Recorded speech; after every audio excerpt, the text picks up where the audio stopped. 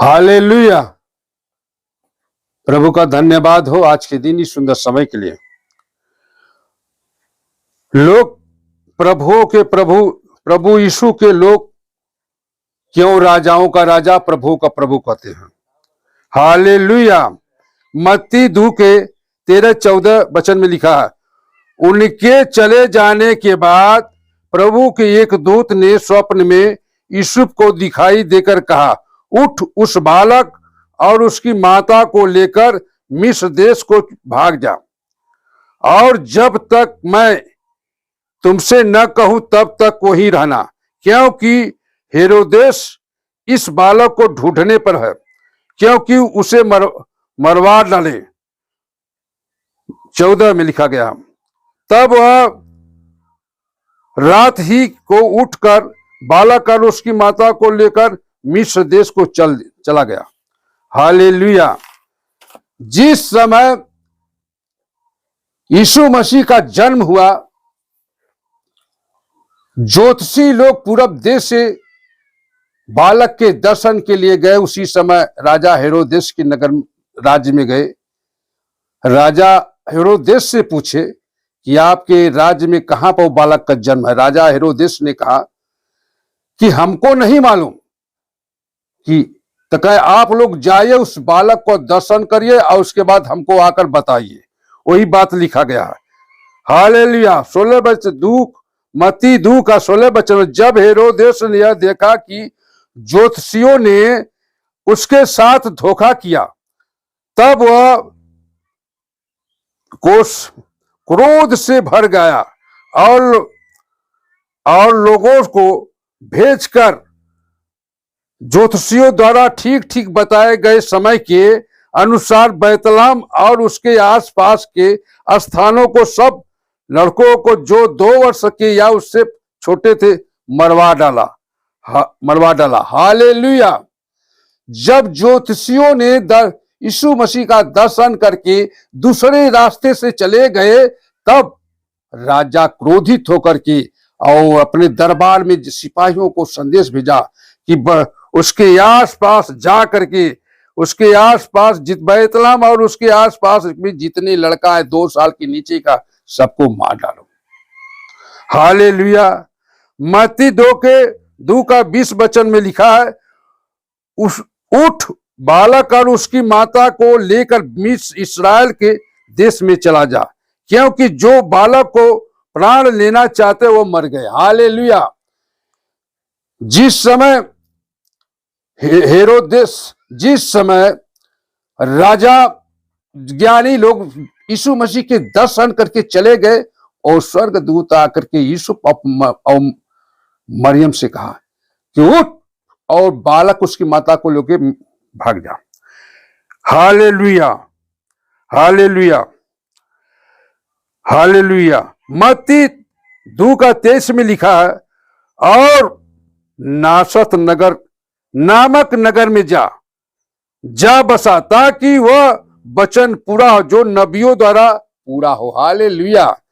स्वर्गदूत आकर के जाकर कहे यूसुफ से कि आप नासरत नगर में जाइए और वहां पर बस जाइए। बाइबिल में भविष्यवाणी भाई हुई है, भविष्यवक्ता लोग हैं कि यीशु मसीह का जन्म होगा और नासरत में आएंगे, नासरी कहलाएंगे, ये प्रभु का वचन पूरा होगा। हालेलुया। हालेलुया। और नासरी कहलाएगा। हालेलुया। मत्ती 26 का 3 और 4 वचन में लिखा, तब प्रधान याजक और प्रजा के पुरनियों काइफा नामक महायाजक के यागन में इकट्ठा हुए और आपस में विचार करने लगे कि यीशु को छल से पकड़कर मार डाले। हालेलुया।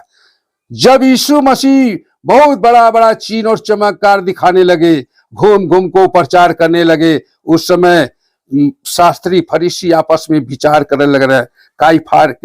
काइफा नामक आंगन में, याजक महायाजक के आंगन में विचार करने लगे कि यीशु को छल से पकड़ लिया जाए और पकड़ के उनको मार दिया जाए। हालेलुया। हालेलुया। क्योंकि जो बच्चा थे उस समय शैतान पीछा किया, और जब बड़ा हुआ प्रचार करने लगे यीशु मसीह, उस समय क्या कि छल से पकड़ लिया जा। हालेलुया। मत्ती 27 के 28-29 वचन में लिखा, और उसके कपड़े उतार कर उसे लाल रंग का बागा पहनाया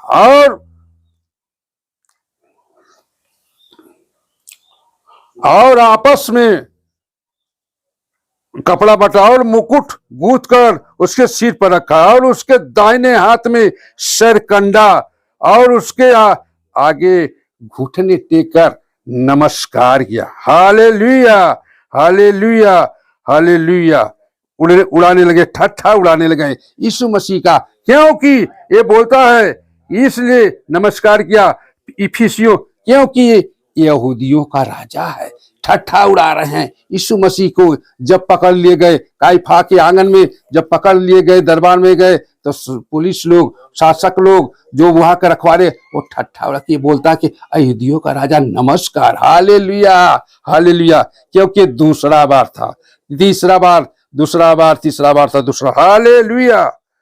अब देखिए इफिसियों में लिखा गया है 2:7 वचन में, वह अपने आपको ऐसा शून्य कर दिया, अपने आप को ऐसा शून्य हो गया और नम्र हो गया। लोग जो कीले ठोक रहे थे, यीशु ने उनको कहा, मैं, हे पिता, इन्हें क्षमा करना, क्योंकि ये जानते नहीं है। वो घड़ी नम्र और एकदम दीन हो गया प्रभु यीशु मसीह, क्योंकि उसके सर पर कांटों का ताज था, हाथ पैर में कीले ठोक रहे थे सिपाही लोग, लेकिन उस समय यीशु मसीह क्या बोले कि हे पिता, इन्हें क्षमा करना, क्योंकि ये जानते नहीं। हालेलुया। इस प्रकार से यीशु मसीह क्रूस पर चढ़ाए गए, और लोग ठट्ठा उड़ा रहे थे कि अगर इस 2 डकैत थे अगल बगल में, कहता एक बोलता कि अगर यीशु रहता तो हमको छुड़ा लेता, अपने भी छूट जाता और हमको छुड़ा लेता। एक दूसरा बोला, ये परमेश्वर का पुत्र है। तुम कैसी बात है, हम लोग अपने पाप के कारण, अपने कुकर्म के कारण आज हम लोग सूली पर चढ़ रहे, लेकिन यीशु मसीह ने निर्दोष है, ये निर्दोष के राज शासक राजा लोग ने इसको सूली पर चढ़ा। इस तरह जन्म से लेकर और क्रूस के मृत्यु तक यीशु मसीह का पीछा शैतान 3 बार किया। पहला, जन्म से लेकर क्रूस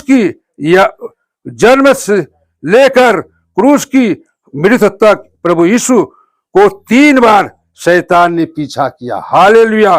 पहला बार जन्म के समय पीछा किया, दूसरा बार जंगल में 40 दिन 40 रात अपने साथ रखा, पीछा किया, तीसरी बार जब सिर पर मुकुट कांटों का ताज चढ़ा गया और हाथ पैरों में कीले ठुकवाई गई, 3 बार प्रभु यीशु को शैतान ने पीछा किया, लेकिन उस शैतान लज्जित होकर चला गया। यीशु मसीह का प्राण पखेरु उड़ गया और शैतान लज्जित होकर चला गया। इसीलिए लोग प्रभुओं का प्रभु, राजाओं का राजा और प्रभु को प्रभु यीशु को कहते हैं। हालेलुया। आज के वचन के लिए धन्यवाद। इसीलिए संसार में, दुनिया में, जगत में यीशु मसीह को राजाओं का राजा और प्रभुओं को प्रभु करते हैं। क्या है कि जन्म से लेकर सूली के मृत्यु तक 3 बार शैतान पीछा किया, और तीनों बार में यीशु मसीह अंत में विजय पाए। क्रूस पर लटकाए गए, मारे गए, गाड़े गए, तीसरे दिन जिंदा हो गए और जीत होकर के इस पृथ्वी पर 40 दिन फिर घूमे फिरे, फिर स्वर्ग में जीते जी जिंदा चले गए। इसीलिए राजाओं का राजा और प्रभुओं का नाम रखा गया। हालेलुया।